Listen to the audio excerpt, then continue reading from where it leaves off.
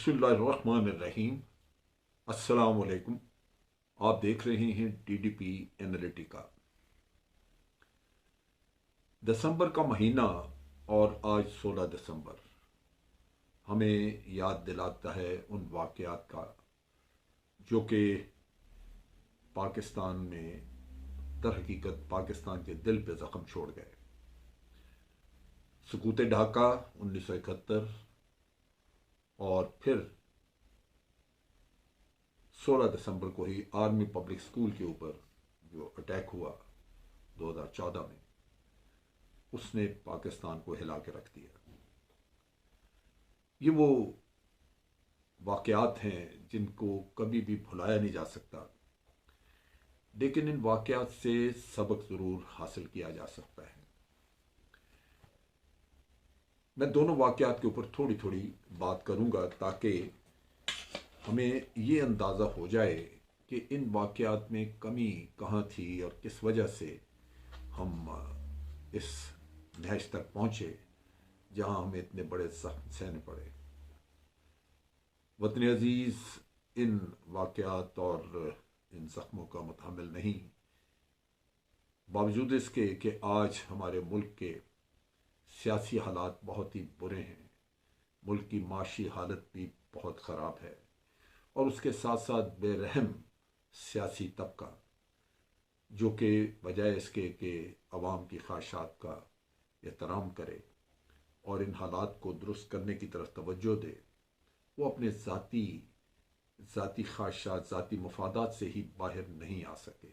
तो ये हमेशा सबसे बड़ा मसला यही होता है जब कौमें झटका खाती हैं, कौमें किसी मसले से दो चार होती हैं, तो अमूमन लीडरशिप की कमज़ोरियाँ ऐसी रास्ते में आती हैं। उनमें खसूसी तौर पे जो लीडरशिप सिर्फ़ अपने मफादात को देखती है, वो मैं समझता हूँ कि बहुत बड़ा एक जुल्म होता है उस कौम के साथ, जिसकी वजह से उसे नुकसान उठाना पड़ता है।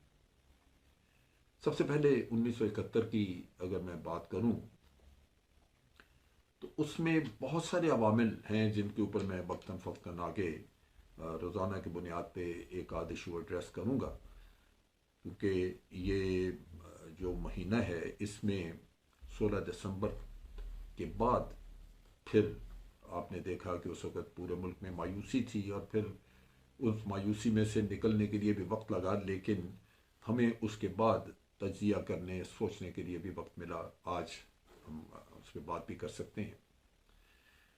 मैं 1971 के मामलात में अगर झांकूं तो मुझे सबसे अहम चीज़ जो नज़र आती है, जो मैं समझता हूँ, बाकी बड़े सारे बहुत सारे और आप कह लीजिए कि उसमें असबाब मौजूद हैं जिन पे हम बात करेंगे, लेकिन एक चीज़ बड़ी वाज़ेह है, वो ये है कि जो ईस्ट पाकिस्तान के पाकिस्तानी, मशरकी पाकिस्तान के पाकिस्तानी थे,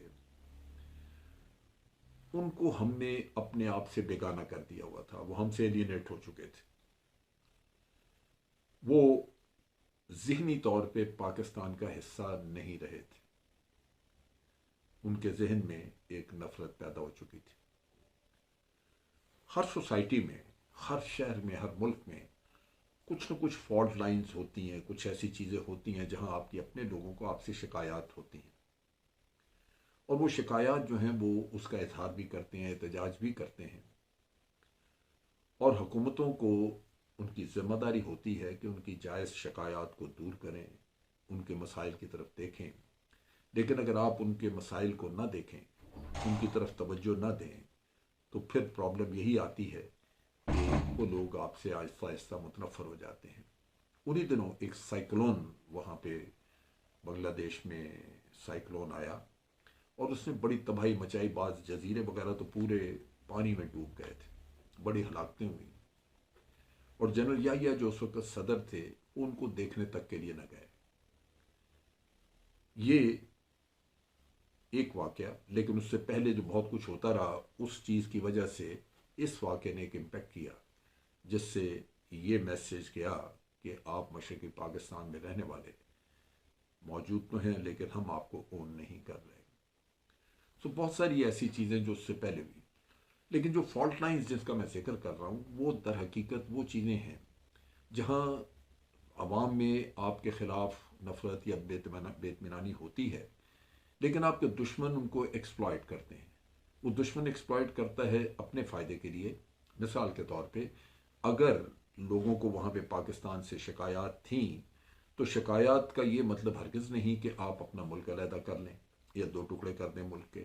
شکایات کا مطلب یہ ہے کہ آپ احتجاج کرتے ہیں، شکایات کو ایڈریس کرواتے ہیں اور اپنے لیے اپنے حقوق حاصل کرتے ہیں. لیکن دشمن آپ کا جو ہے اس نے اس کا پورا بھرپور فائدہ اٹھایا اور ان کو ایک احساس دلایا کہ آپ کے حقوق سلب ہو چکے ہیں اور آپ کو اب کبھی نہیں ملیں گے. آپ کے پاس ایک ہی حل ہے، وہ یہ ہے کہ آپ پاکستان سے الگ ہو جائیں. سو یہ دشمن نے فائدہ اٹھایا. یہاں پہ یہی چیزیں ہمارے اپنے ملک میں آج جو پاکستان بچا ہے اس میں بھی 4 اکائیاں ہیں. سندھ ہے، پنجاب ہے، بلوچستان ہے، KPK ہے. مختلف زبانیں ہیں، تھوڑا بہت کلچر بھی مختلف ہے، لیکن ہم سب کہنے کو پاکستانی بھی ہیں، مسلمان بھی ہیں. یہاں بھی اگر ہم یہی بے احتیاطی کریں کہ کوئی کسی صوبے کی پاپولیشن جو ہے وہ آپ سے متنفر ہونے شروع ہو جائے فیڈرل گورنمنٹ سے، تو پھر اس کا نتیجہ یہی ہوتا ہے کہ دشمن آپ کا تیار بیٹھا ہے، وہ صوبے کے لوگوں کو بھڑکائے گا، وہاں آپ سے سیپریٹسٹ موومنٹ علیحدگی کی تحریکیں چل نکلیں گی. سو اس سے بچنا انتہائی ضروری ہے. ہر حالت میں تمام اکائیوں کی جتنے بھی اکائیاں ہیں اس میں جو رہنے والے لوگ ہیں ان کے اندر کبھی بھی یہ احساس مرنا نہیں چاہیے یا یہ احساس کم نہیں ہونا چاہیے کہ وہ کسی بھی لحاظ سے کم پاکستانی ہے، کم تر پاکستانی ہے. یہ بہت اہم ہے. پاکستان کی اونرشپ ہر شخص کے دل میں قائم رکھنے کے لیے آپ کو برابر سلوک، برابر انصاف اور پیسے کی تقسیم، ملک کے اندر جو مواقع ہیں ترقی کے، آسائشوں کے، ان کی تقسیم وہ بالکل برابر ہونی چاہیے تاکہ کسی بھی اکائی کو یہ احساس نہ ہو کہ ان کو اگنور کیا جا رہا ہے، ان کو پیچھے چھوڑا جا رہا ہے. اس پہ بہت ساری باتیں اور بعد میں کریں گے.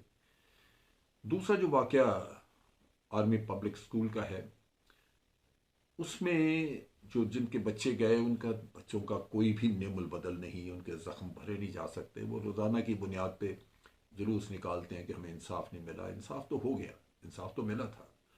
انصاف یہی تھا کہ جو پکڑے گئے اس میں لوگ ان سب کو سزائیں، پھانسی ہو گئی، سزائے موت ہو گئی. اکا دکا کوئی مفرور ہے جو کہ افغانستان میں کہیں پناہ لے کے بیٹھا ہوگا تو وہ بھی کسی نہ کسی وقت ہاتھ آ جائے گا.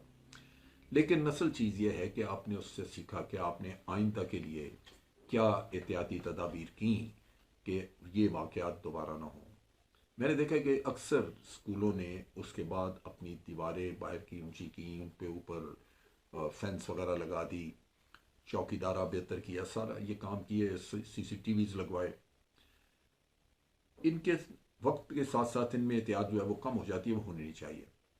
تو یہ اس پہ زیادہ ضروری ہے کہ توجہ دی جائے. لیکن اس کے علاوہ جو وہاں پہ ہوا اس وقت آرمی پبلک اسکول کا واقعہ، وہاں اس وقت جو کنٹونمنٹ کی فوج تھی، ٹرپس تھے، وہ سارے ضرب ازد کے سلسلے میں نارتھ وزیرستان جا چکے ہوئے تھے.